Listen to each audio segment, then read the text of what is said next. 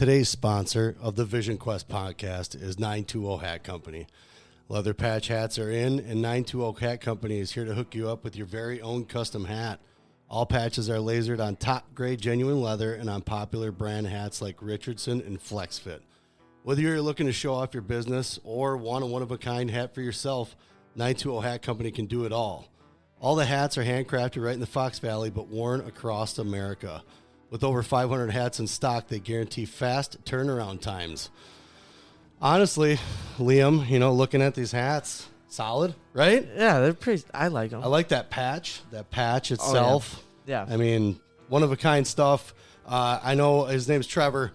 He does great work. He's actually gotten I think we got a knit hat coming. I think so, yeah. Yeah, we got that coming. So we're really excited to have these guys on board as a sponsor. So get down to check them out on Facebook. I believe they're on Instagram. Check them out, man. They got the best hats, I think, in the Fox Valley, if not in the state. Yes, sir. Yes, sir. So get down to 920 Hat Company on social media and check them out. All right, ladies and gentlemen, I have an extreme privilege to be able to be joined here by a gentleman by the name of Greg Warren, former wrestler at Missouri, All-American. I'm pretty sure you have other accolades. I mean, you went up through high school, stuff like that, coming into wrestling, right? Yeah, man. Started when I was 5 years old. Nice. My dad was my high school coach, but he, got me involved in it when I was a kid. I heard that. So your dad coached, and you're a little kid coming up. No, you grew up out in the country though, right? Like you talk about about a suburb life, but you grew up in the country, right? No. No? I grew up, in the suburbs. Okay. Yeah, so in St. Louis, yeah. Right on. Growing up in the suburbs, I mean, how did was your dad a wrestler? Is that how he became a wrestling coach? Yeah, I think, he wrestled. My dad was from Long Island. I grew up in St. Louis. But, okay. He grew up in New York, a Wow. little bit New Jersey, I think. And he wrestled in high school. Yeah. And I think he wrestled just a little bit, maybe in junior college. Okay. And then he went to the military. He finished school later on, and then he did wrestle actually at Southwest Missouri State. Oh, nice. But at that point he was like, I was born, and Yeah. I think he had already been in the military. So I think he told me he made some deal with the coach. He was like, I'm going to come out, but I'm not running stairs or something. He's like, I'm too old to run. And then, he just said, I'm not doing that. I wouldn't either. Yeah, he wrestled there.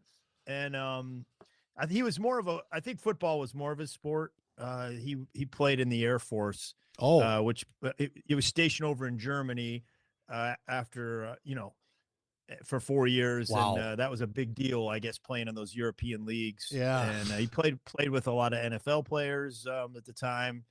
And Wow. I think, like, the way I understand, like, the coach at Southwest Missouri offered him a scholarship, and he got there, and the coach had been fired.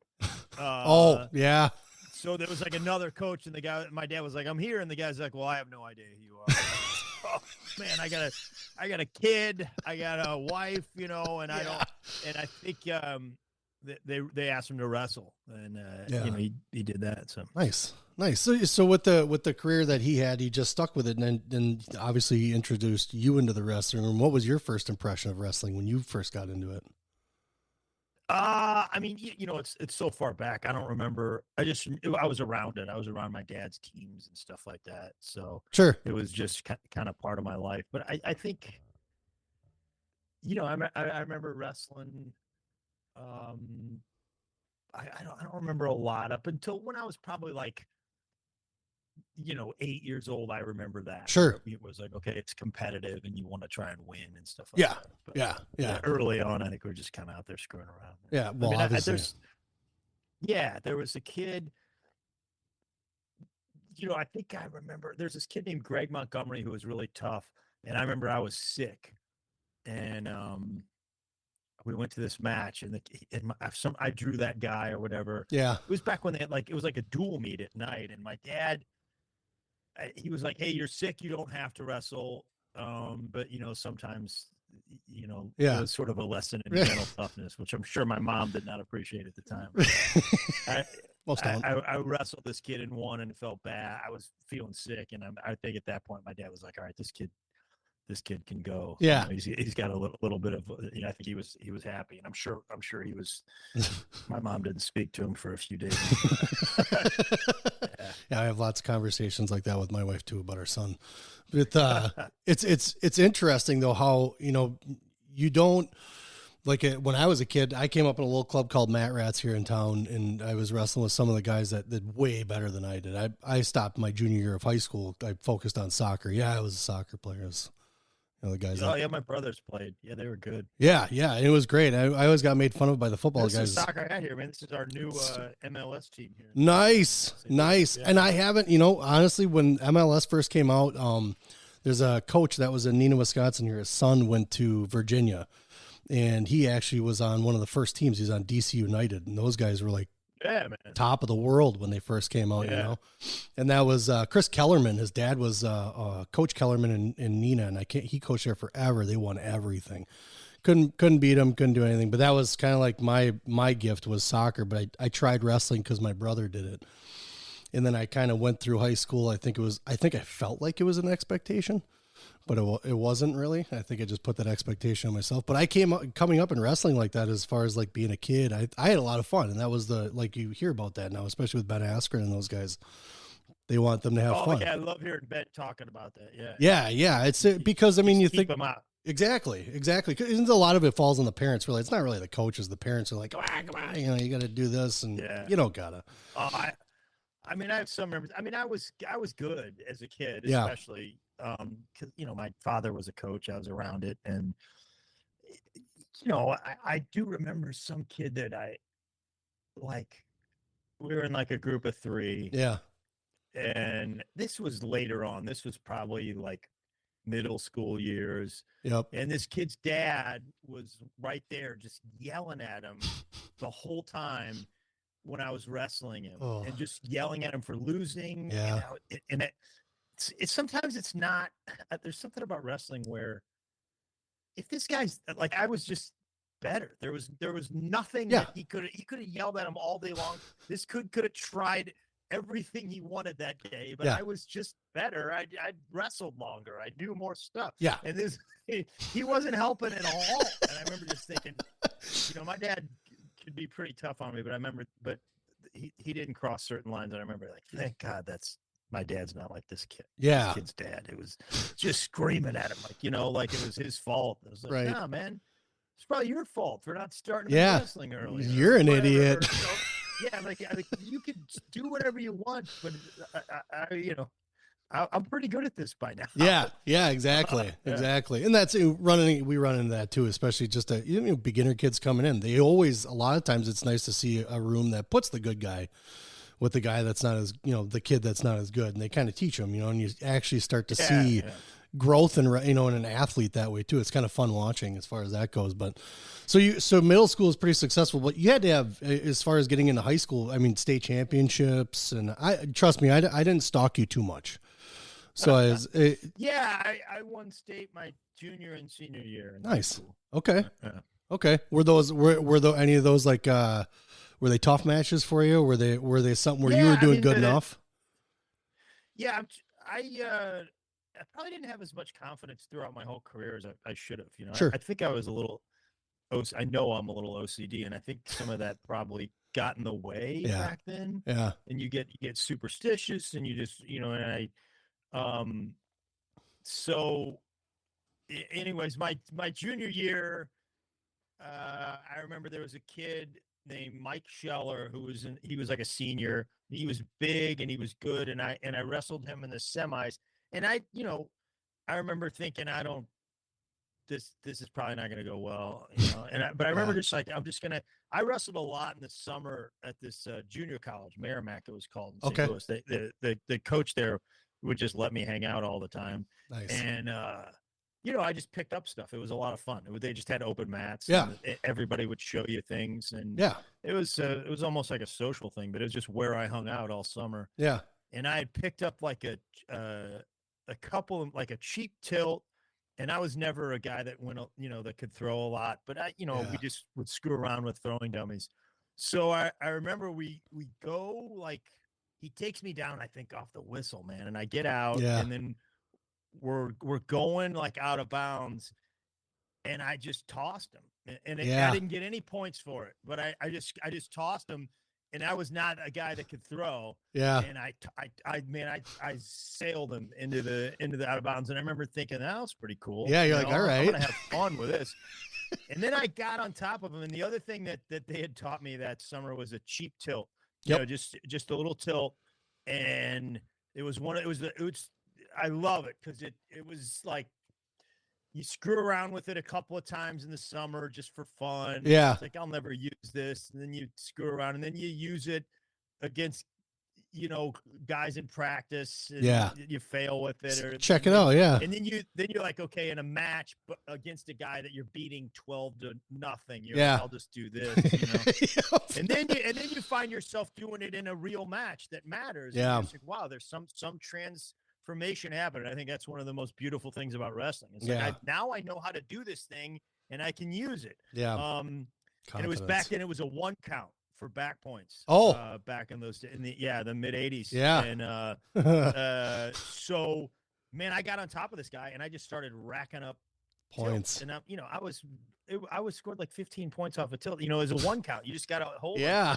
It. And I wound up winning that match, and that was like probably a big turning point where I was like, yeah, I'm pretty good. And the finals match was, I wasn't as afraid of the guy as the semis. So, but I remember, like, I kind of surprised myself. I was like, oh my God, man, I'm pretty good at this. Yeah. So then, but it's funny because I'm a comedian now, and I think it's, and I've talked about this other places, but I think the joke writing process sort of mirrors, that, where it's like, you got this concept for something that you think is funny. Yep. And you try it out on stage, and it doesn't go perfect, but there's something there. There's a little kernel of something, and 1 or 2 people kind of get you, and then you go back and figure out how to say it with more of an economy of words, and then and then 6 months later, it's the best thing in your act. Yeah. I think that there is something about that that is similar to wrestling. I agree. And something probably, I think I lost a little bit of that in college. That sort of, if I had to go back and do it over, that sort of thrill to learn. Yeah. Put yourself. I learned some techniques in college, some good ones, but I think it was mostly my fault, but I probably didn't have the intellectual curiosity that I could have had. Yeah. Because I was like, well, no, these are my 5 moves, and I'm just going to continue to hit these. Yeah. Yeah. If you don't like it, tough shit. I wish I could do it over, because that's probably something that I would address in some way. Yeah. Yeah. And, like when I wrestled in high school, I was okay, but just coming up, I mean, I always tell everybody my highlight was like, I took second, and it was at a youth tournament in Amherst. And that was at the time in our area. That was a big town. That was a big wrestling town. And to go to that town and win, take second place at that tournament, even a youth tournament. I mean, my brother and his buddies carried me out. They're like, yeah, he got second place. And so that stuck out in my head. And I was like, yeah, I can probably do this, but I wasn't that good. It was like the first tournament that I placed that high kind of thing. It helped me a little bit just to kind of keep me going up until my junior year. And I was like, no, I'm not good at this. Counting tiles isn't cool. Counting lights, not fun. Oh yeah, being bad at wrestling sucks. Man. It sucks horribly.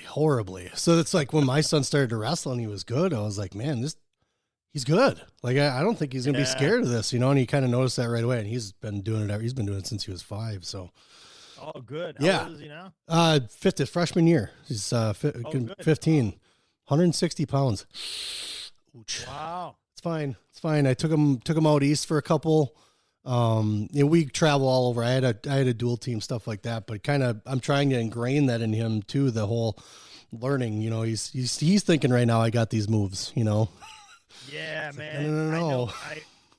I love listening to Ben talk about stuff, because he's, I think he really instills that sort of intellectual curiosity in all of the wrestlers, and he certainly had it. And I just didn't. I mean, I think I looked at it like, I got to go to practice. Let's just. I mean, done. I'm embarrassed to say it, but I was like, can we just move through this technique stuff and get to the live wrestling? Partly probably because I liked wrestling live, but also partly because I dreaded it, because we did wrestle probably too much as a sport back then in college. Like we went a lot of live. Bad now, you're just beating on each other and you're just dreading it, all day long. I'm like, man, this is going to be rough. Yeah. So can we just get to it and get it over with, which is completely, terrible way to operate. But well, and you're wrestling in college. I mean, those guys, they're monsters that you got up in the room. I mean, you were wrestling in the era of like Pat Smith and stuff, like those, you got some pretty tough dudes coming around, especially at your weight class. Yeah, I wrestled Pat. That wasn't fun, man. Nope. Nope. It actually wasn't as bad as wrestling some other guys, because I mean, I got beat.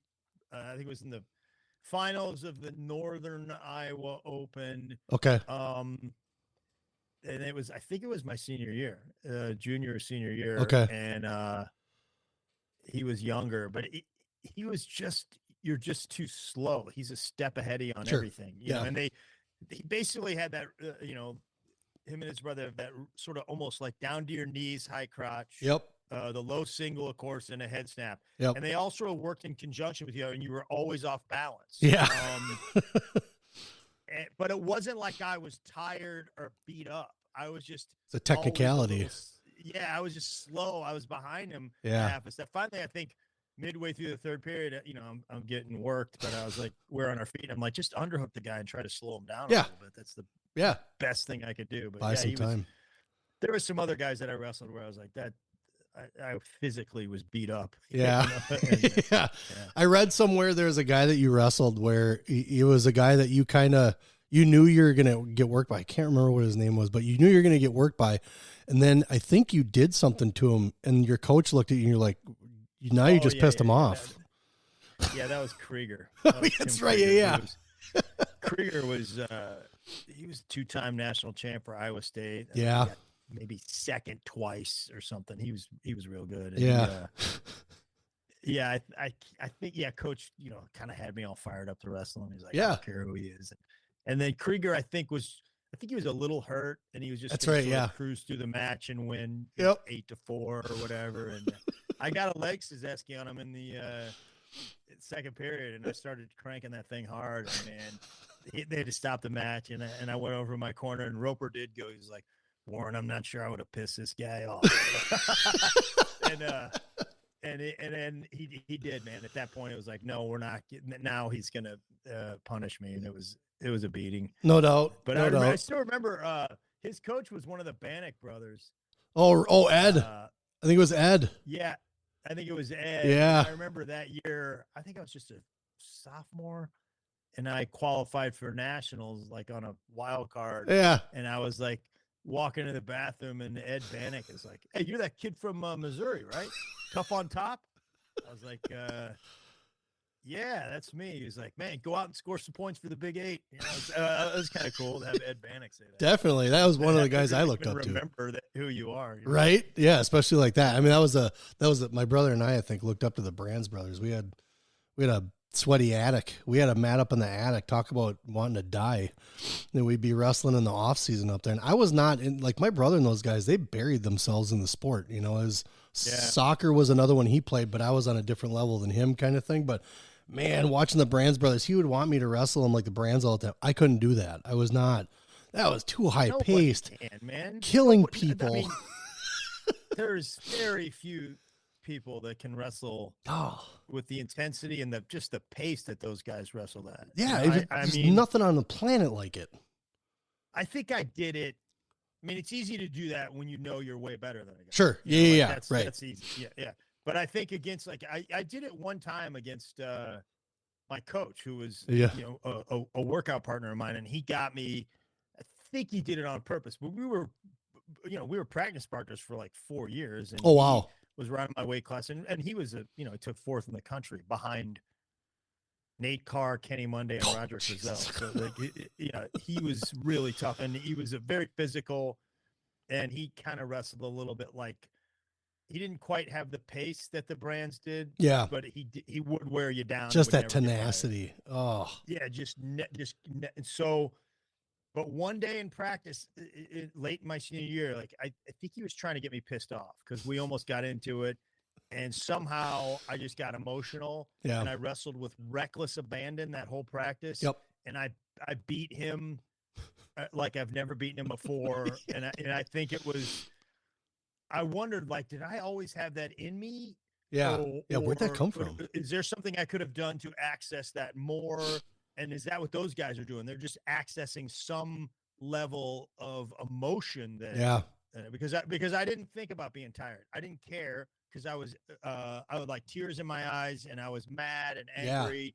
And I didn't think about being tired the whole practice so maybe I just missed out on accessing, it's not really my personality, but I only accessed that once against somebody that was really good because it was going to be a long practice. And throughout my whole career, at best, me and my coach were even. Usually he'd get the best of me, not by much, but well, I mean, you figure you're a high school guy though too, and he's an adult. No, this was a college. You were in college. Oh, okay, nice. Okay, even college, I guess.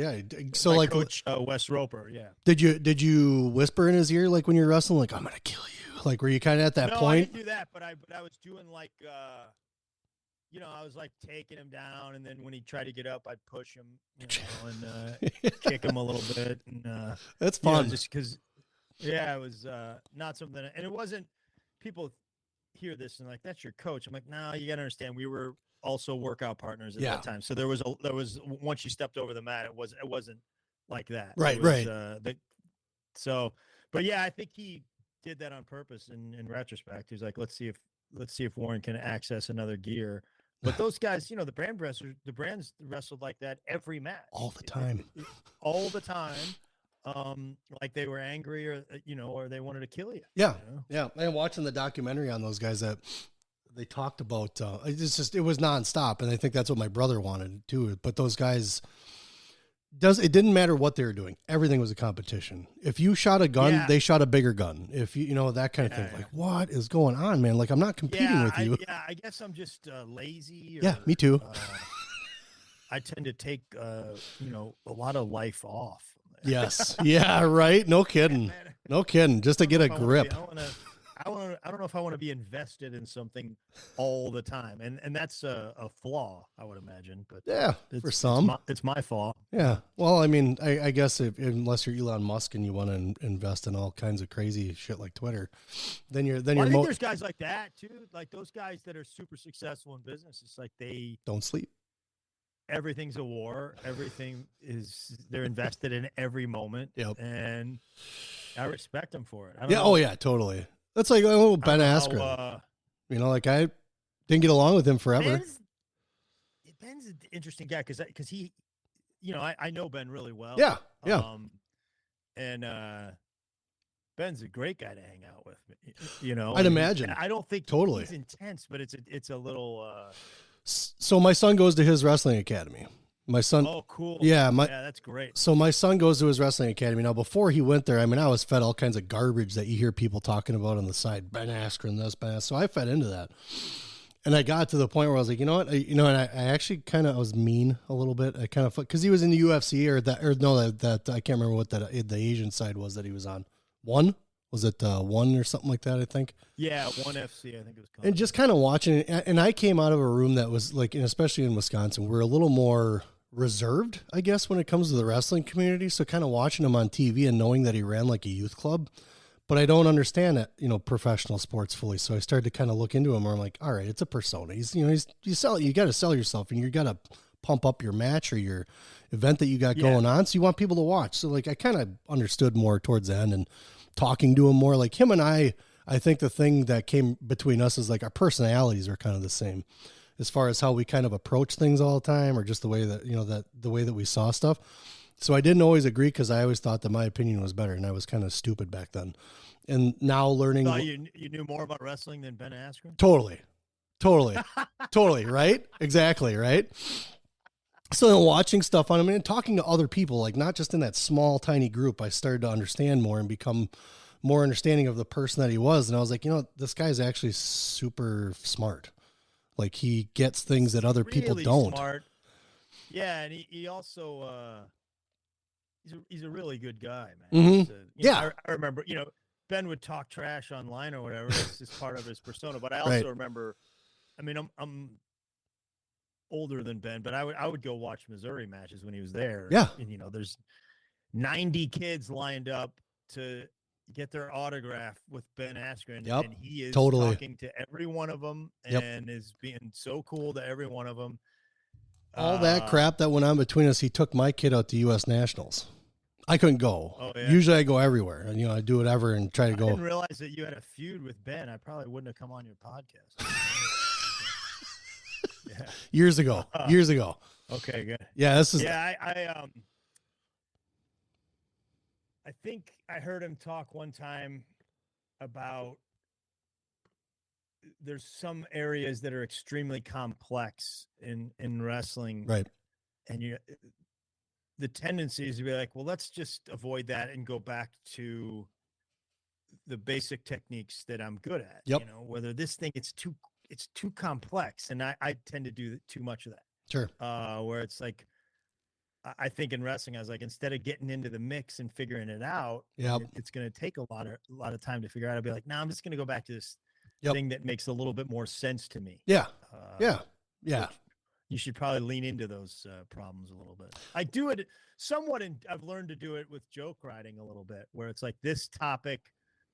Sometimes there's a tendency when you're building a stand-up comedy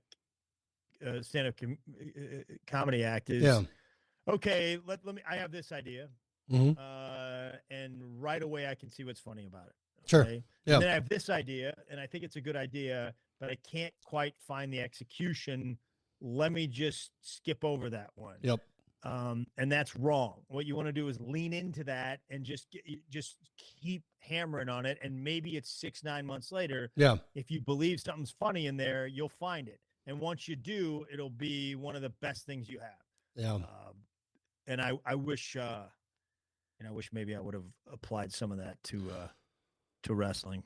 Doing some open mics, like I didn't do any real stand-up shows, but like doing open mics and stuff like that, like kind of trying to create jokes. I had a roadblock of myself, really, is what it was. It was just me trying to overthink something. Like, God, I saw someone try something like this, but it wasn't that funny, and people didn't laugh at it. But I'm different, like I didn't look at it that way. I looked at it as, it's not good because they didn't like it when he did it. Just because of the way he did it. I could have changed it up and done it in a way that I knew. Not necessarily the same joke, but same kind of topic it was, I think, or something like that. It was just a different aspect of it. I stopped. I was just like, I like the improv side. I don't know if it was, people were amazed that it, what it takes to get on stage, which it does. Just to stand in front of people and tell jokes it's not comfortable. It's especially when you're first starting. It's a very unnatural thing to do. It Yeah. takes forever to sort of be yourself up there. Yeah, totally. Yeah. So when you were introduced to it by another wrestler though, right? As far as getting into comedy? Well, when I was in college at Missouri, one of the guys on the team, Craig Martin, was like in the off season was a bartender at the comedy club. Mm-hmm. And I sort of had that in me. I was a little bit loud and obnoxious and desperately seeking attention at parties and stuff. And they had some amateur contest, and he was like, "Hey man, I signed you up for this thing." So just signed you up. That's awesome. Yeah. Thanks, so buddy. Nice. So when you got into it, as far as the comedy, what did you? And it sounds like you were kind of on and off for quite a while, right? You did something here, did something there. I did it in college a little bit, but of course I was wrestling, most of the time there. Yeah. And then when I got out of college, I thought maybe I wanted to do it, and quickly I don't know, I couldn't. I was so used to the structure of wrestling that I had for the last 19 years, and the structure of being a kid where you always have school, and I couldn't just. I wish I would have, but things have a way of working out. But I took a job at Procter & Gamble, and stayed there for 10 years, and I did it off and on over those 10 years. I was doing well at the company, so I was like, well, maybe this is my career path, and I would do comedy for a while and then be like, early on I'd have a bad set and I'd be like, no, I'm not doing this. I feel that. Yeah. I think probably the last 5 years of that 10 years, I was doing it quite a bit. Okay. Yeah, it was almost like I had 2 jobs. That was like all my free time was on stand-up comedy. And then I kind of was trying to find a way that I could like do both. I was trying to get the company to transfer me to New York or LA, where I was like, I can do both. And then at one point I was like, hey man, if you're going to take a leap, take a leap. And you need to. And I did. And I quit my job, and I was pretty sure that I was going to have to go back to doing some form of sales within a year or 2 when my money ran out. But somehow things kind of worked out. So when you did, like when you first started out and you said you were doing it quite a bit as like a second job, were you just you were in Ohio at the time, right? You'd gone to, okay. Yeah. Was it just clubs that were in the area? Were you just sticking in Ohio? Did you go next door? I was lucky. Because I lived in Cincinnati, which is near a lot of towns. Oh yeah. So there was a club in Cincinnati, there was a club in Dayton, and there's a club in Columbus. Okay. And pretty much every week I was the MC at one of those clubs. Wow. So when you start doing it every night for a week, and back then the shows were like Tuesday through Sunday or something. Yeah.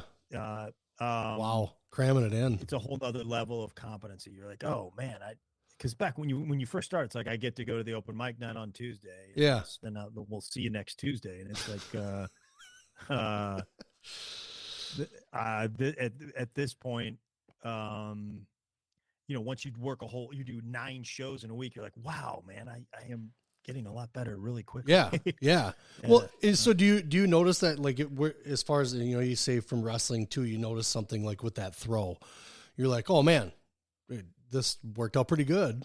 Did you find that as you were doing comedy as well? I mean, were you finding that you tried something once, and then when was the first time that you really noticed that you're like, yep, this is what I'm doing. This is perfect. I've got this nailed down.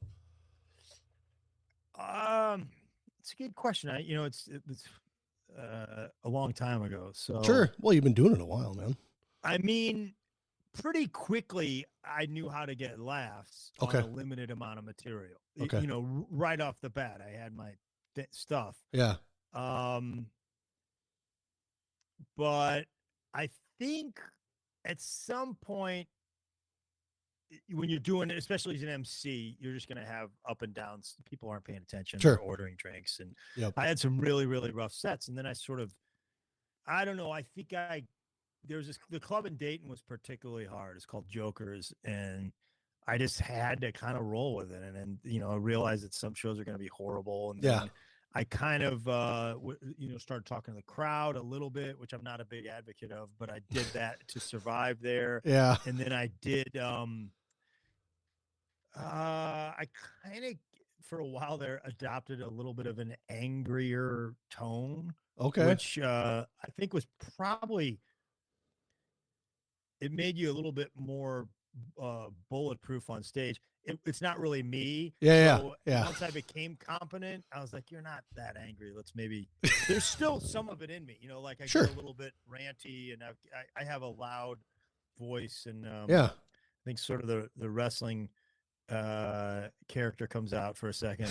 But we watched some. I don't know. Yeah. I thought you did. I thought it was great. I thought, as far as watching some of the stand up you had, man. I mean, the new one where the field corn grows.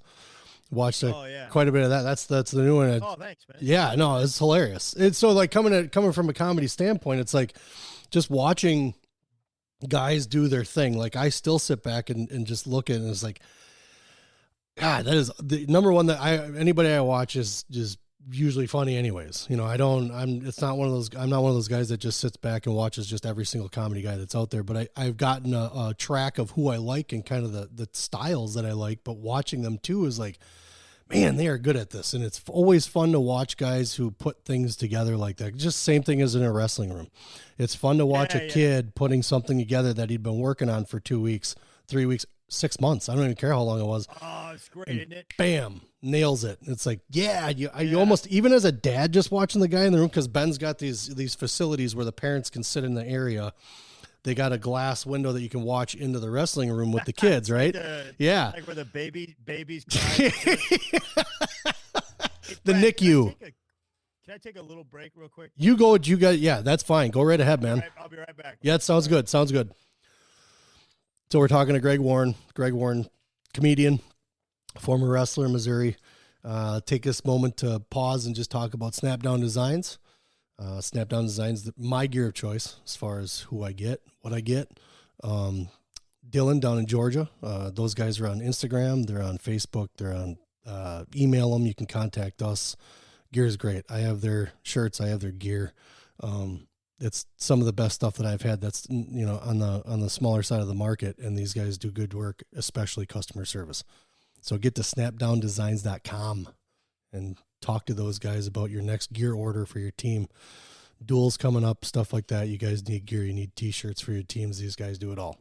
I think they do. I think I mentioned before, they do phone screens, custom phone screens as far as the design that goes on your phone face, and they do stickers, they do decals, they do all kinds of stuff. Snapdowndesigns.com. So again, we're talking to Greg Warren. He's taking a break. We don't care about breaks. We're just gonna flow with it. Good dude. He's told some pretty good stories. He's talking a little bit about comedy now, things like that. We don't mind breaks. Take a little coffee break here. Got wrestling season starting up here in Wisconsin. Practices have been going for a full week. Second week of practices coming up here.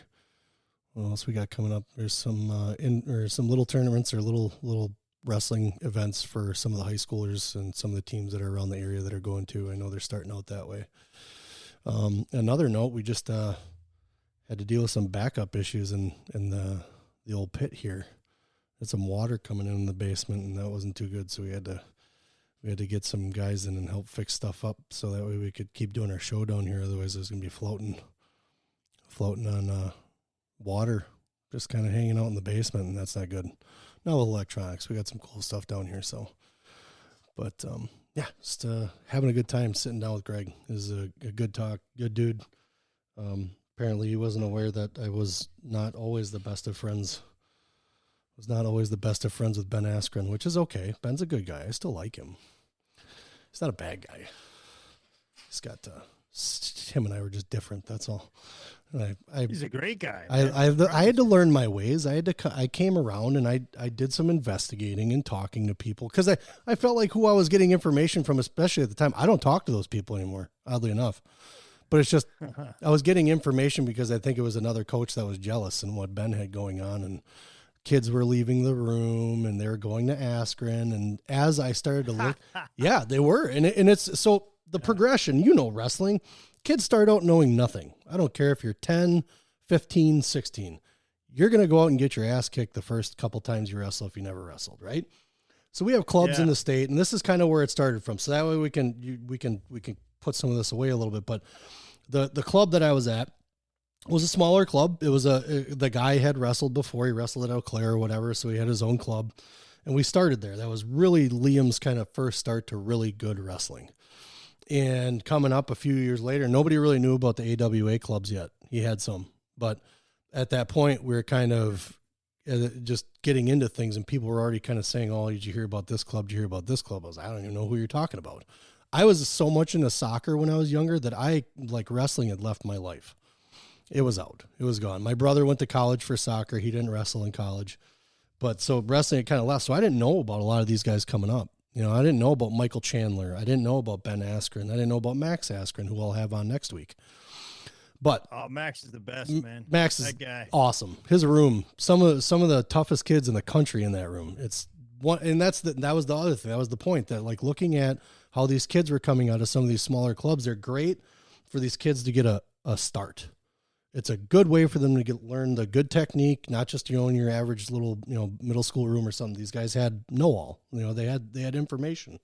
So it was a good place for them to start. And I noticed a trend, 7th, 8th grade, these kids were leaving those club rooms and going over to Ben and going into his room. And it made sense. It was just it was the progression. Some of these coaches were just older and they had limited view of what they knew about wrestling. Well, now you got a guy like Ben coming out. There are other clubs. You already had Strip Matter over in Pennsylvania with his club. So, but a lot of us little guys didn't know about that, automatically. So I noticed a trend. And then as Liam got older, I started kind of educating myself more about all these other clubs and about, Ben, because I was like, God, people are telling me this stuff. I got to find out more. So I did talk to some people, and they're like, he's not like that at all. I'm like, you gotta be fucking kidding me. I've been sitting here doing this shit like this the whole time. And before I got information and did what I was supposed to do. So Liam got in there, and Josh Wagner, who was the guy up by him. Yeah, man, I know Josh. Josh is the shit. Josh is he is probably really good guy, man. One of the best things that ever happened to Liam when it comes to wrestling. If I think that I wouldn't have brought my son to AWA, I probably would kick myself in the ass. Dumb. Does Josh work? Josh has some funk, man. He can throw. Oh, he's a Greco dude. He's a Greco guy. Yeah, man. Yeah. I loved watching him wrestle in college. Yep. He could go. Man, I remember one time Josh, he was, I think, a junior or senior. Yep. And it was down at the Big 12s I went to watch. And this kid comes out of redshirt at Nebraska. Yeah. And takes Josh down and Josh was good. This kid takes Josh down I know who you're talking about. Six times. And I'm like, I go to Brian Smith. Yep. I go, hey, Brian, man, that kid from Nebraska's got the best double leg I've ever seen. And Brian, being the complete loyalist and coach, that he's like, Josh could beat that kid. Yep. Man. That kid, Josh can take that kid. Well, that guy's Jordan Burroughs. Good luck. I still, whenever I see Smith, I'm like, hey, man, that guy wound up being pretty good. It's a couple things he's won. Brian's so loyal to his guys, man. That's awesome. And he backs his guys, and he expects so much of him. He's like, Josh, he didn't wrestle him right. That guy is a bad match, man. Josh can beat that guy. Yep. And I believe that wholeheartedly too. I'm the same way with Liam. Like, you can beat him, man. And I'm looking at the videos. I'm like, oh no, just by myself. But up to him, I'm like, you got this. I'd never seen him before that tournament, and he's just rattling off double legs. I'm like, this is insane, man. This guy, Josh Wagner's really good. Yes. He's just blowing through him. Yeah.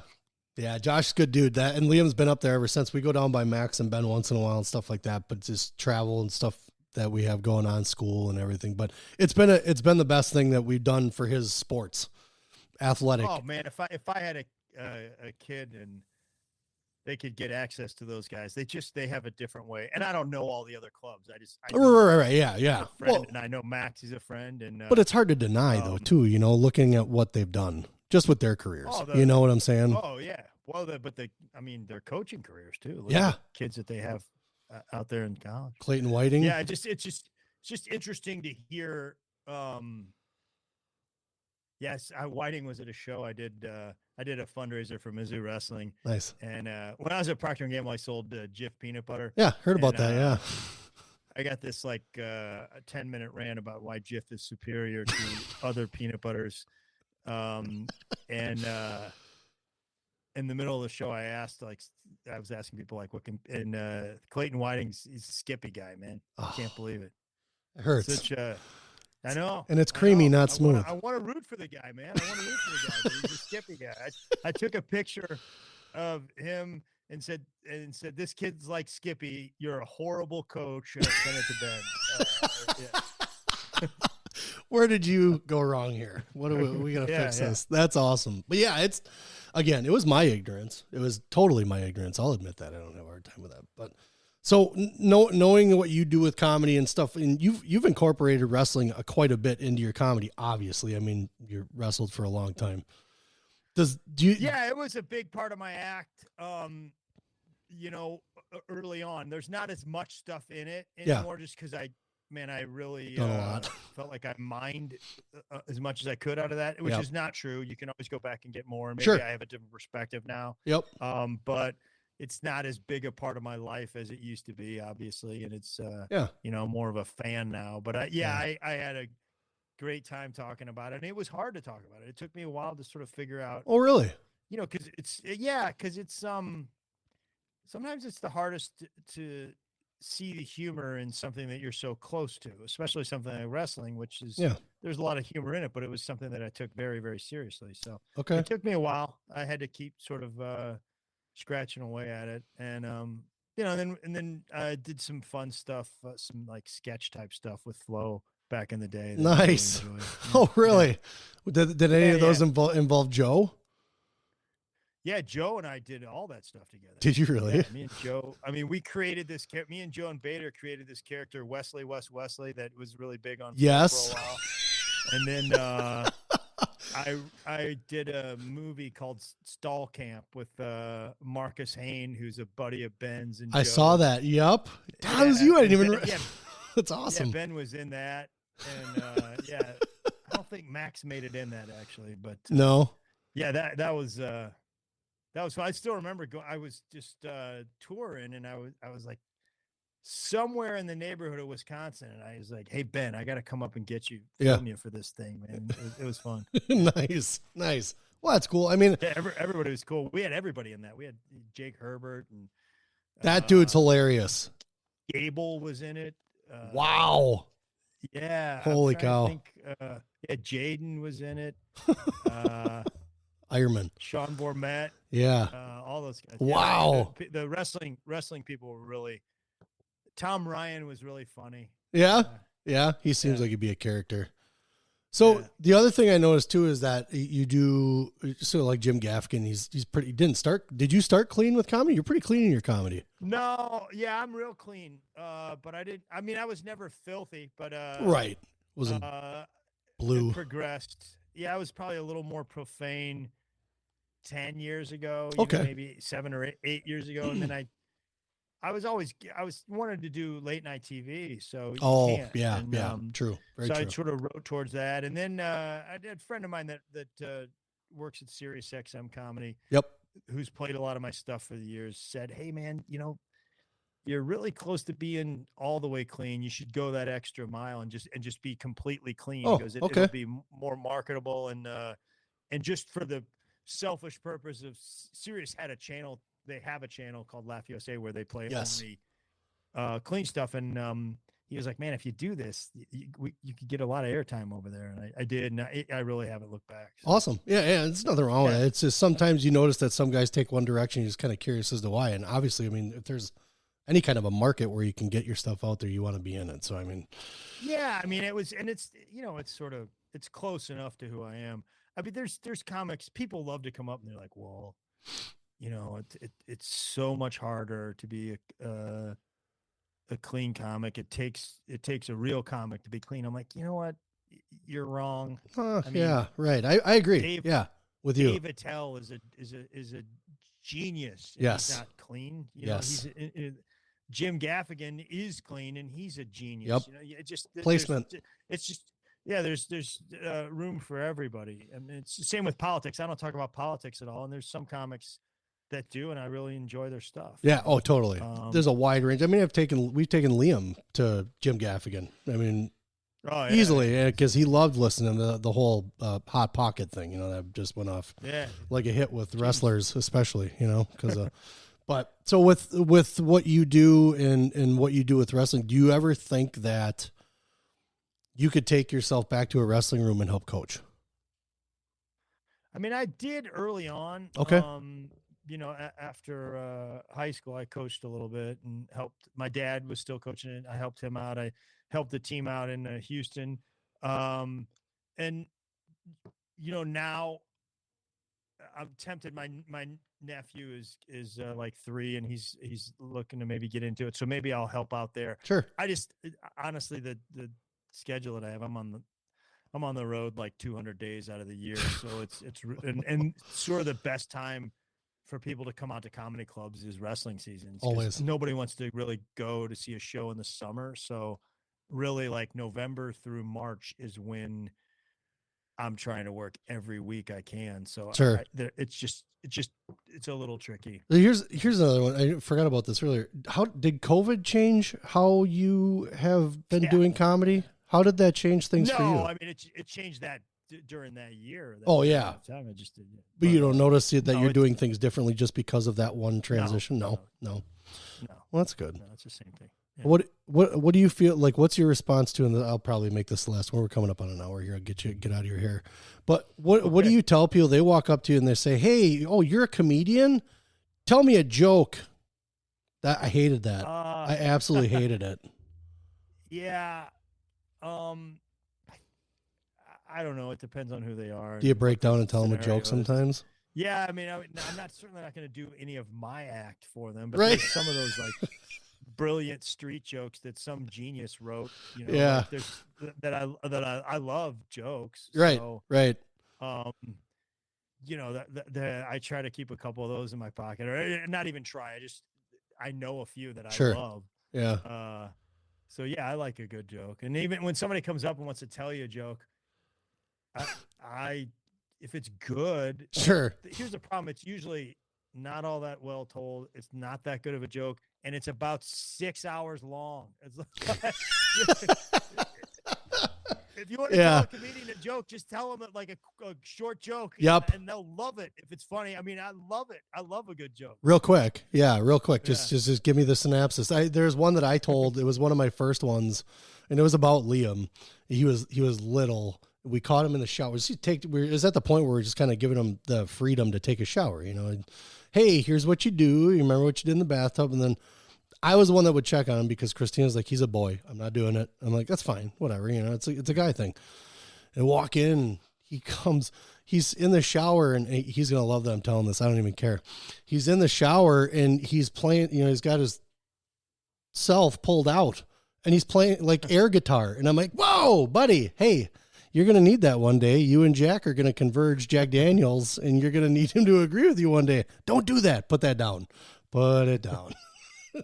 But that was what I started out with. And when I first started doing the stand-up thing, it was so improv was easier because you had other people with you. Yeah. You know, I took some improv classes out in LA. I enjoyed it, man. Yeah, we had Second City people come up from Chicago and stuff, and we got to hang out with those guys quite a bit. But that was the being on stage by myself, I think, was the worst thing for me in comedy, just because I didn't have anywhere to turn. It's probably why I wasn't good at wrestling. I mean, I remember because I got into comedy a little bit later. Yep. I had a career before it, so when I was out in LA, I was living in Hollywood, and I was in this improv class, and I was always like the oldest one. It was like I was probably late 30s at the time, and there are all these like young 20-year-old girls in there. It was like me and them. And every scene, you know, we would start the scene, and the girl would start the scene and be like, "So, Dad." Oh, man. Every scene. I'm the dad in every scene. No, I get it totally. That's hilarious. That's good stuff. And it's a different world out there too. I mean, my sister-in-law lives out there, and it's crazy. We took a Thanksgiving vacation one time. It was just wow, just the differentness of everything that goes on out there. It's a different planet. Oh, in Hollywood? In LA and Hollywood. Yeah, she works for an IT company or whatever, and she was like, yeah, we had guys. She had guys fighting to do a job at where is that? Flint Publications. She was like, yeah, they found out as soon as they found out. Yes, Larry Flint. She's like, as soon as they found out we were doing a job there for IT, I had guys knocking my door down. I think I still remember that building. Driving by it. That tall, big one. Yes, a very large, tall, standing, shafted building. But yeah, that was a good time. Well, Greg, I do appreciate you sitting down with me, man. Enjoyed it, man. Yeah. It's been fun talking to you. I mean, I always tell everybody that I'd like to have him back. I'd love to have you back on again. Find out about something you got going on. And by the way, I don't not like Ben anymore. Okay, it's okay. I do. So it's hopefully you'll come back on it. I hope you do if your son's coaching him, man. I don't think there's a better place. There isn't. And like I said, those guys have been a world of difference for him. I mean, his mental mindset stuff that he put out, we jumped on it. You know, so we didn't run from Ben. I actually ran to him. So it was one of those things where I need to get him. Man. Yeah, I thought it was what's that? I look forward to seeing your son wrestling, man. That's pretty cool. We got we have a little tournament coming up, just kind of a beginner stuff, this coming weekend. And then, yeah. And then after that, our season starts up. First week of practice was last week. And then the season really kind of kicks into gear the week after this week. So yeah, it'll be interesting. 160 pounds as a freshman. It's taking him out to Pennsylvania, and Super 32 was rough. Wow. Well, he's probably pretty good if he even went to that tournament. He is. Yeah, way better than I was. 160, that you're just in the middle of everybody. So it's those middle weights. Yep. There's more kids. There are. It was funny because as he was in that kind of group where like the 95, 105 pound range where there's tons of kids in the middle school group, and he actually jumped out of that. His 7th grade year, he was 100 pounds before he came into Kaukauna here. And then we weighed him in to check in for school, and they said he was 125. I said, pardon? He's a how much? So I put him in a U15 tournament right away. I was like, he was 12. So this is what you need to be looking at. So if you want to compete, and he's like, yes, I do. Okay, I'm here to help. So I'm just kind of showing you. But yeah, it's going to be exciting. With Josh in his corner. Luck, man. Yeah, with Josh coaching him and Ben, Ben and those guys, it's been great. So man, that's got to be a blast to watch too. Just the growth that these guys give those kids as far as the experience they have, the knowledge, it's unmatchable in this state, So there's definitely other clubs that are great. There's a club called Crash Train. Those guys do awesome. I think Sarbacher and those guys were kind of privy to who Ben was and we're friends with him. So those guys all have the same mentality. And that's what's great about the state now is we have so many guys with all that knowledge. Yeah. And you remember back in the day how it was is like I had my wrestling coach in middle school was Mr. Beaster, our shop teacher, so that now it's different. Now we have all these guys who have the experience and the knowledge, and it's really, really cool to watch the state climb like that in the sport. So, but on that note, I will take us out. I will let you go. If there's anything you ever need, you want to come through. I noticed that you don't have a ton going on in Wisconsin. I think I'm up there like a year from now. I play Appleton every year. We're coming. We're coming to watch. Oh, great, man. We're coming to watch. And I was in Milwaukee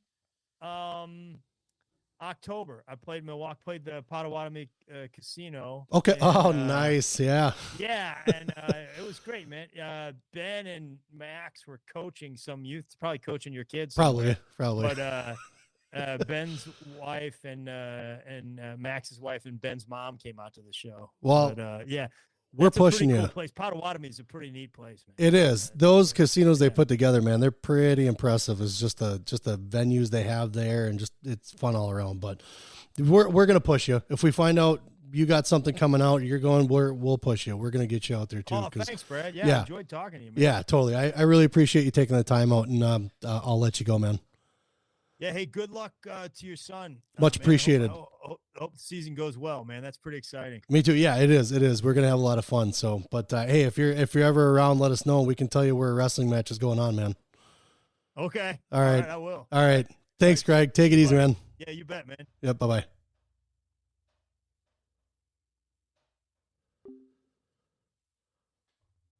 All of our episodes are brought to you by Appleton Tattoo, located at 117 South Appleton Street in Appleton, Wisconsin, right off the main drag on College Avenue. You can't miss them. I've had some work done. I have a Celtic cross that covers my back that was done by Jason. We're not done yet. Jason Winans and crew, the artists that he have there, those guys are the best in the Fox Valley. They are definitely one to go to if it's something that you've just been kind of throwing around. They'll make you feel comfortable. It's a very clean environment. Very nice crew, and very willing to get done whatever you need done when you need it done.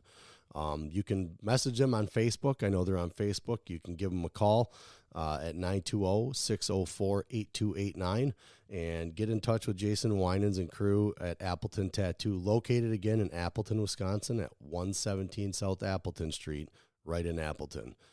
Very flexible hours, great crew, clean environment again. I would not send you anywhere else except for these guys. Appleton Tattoo.